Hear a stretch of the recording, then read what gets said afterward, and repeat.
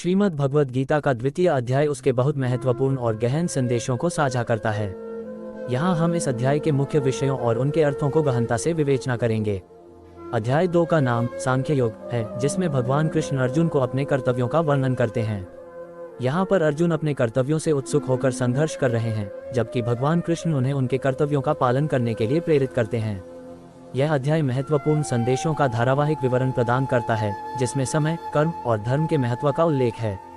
यह अध्याय जीवन के लक्ष्य को समझाता है और इसकी आवश्यकता को स्पष्ट करता है। भगवान कृष्ण अर्जुन को समझाते हैं कि कर्म का त्याग नहीं करना चाहिए, बल्कि निस्वार्थ भाव से कर्म करना चाहिए।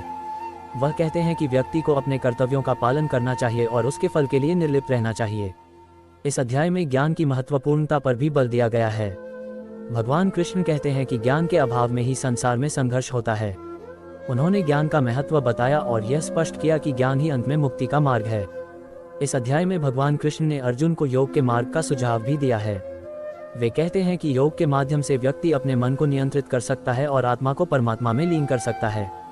इस अध्याय में ध्यान की महत्वपूर्णता पर भी बल दिया गया है। भगवान कृष्ण कहते हैं कि ध्यान के माध्यम से व्यक्ति अपने मन को नियंत्रित कर सकता है और आत्मा को परमात्मा में लीन कर सकता है। इस अध्याय के संदेश और उनके अर्थों को समझने के लिए हमें इसे गहनता से अध्ययन करने की आवश्यकता है।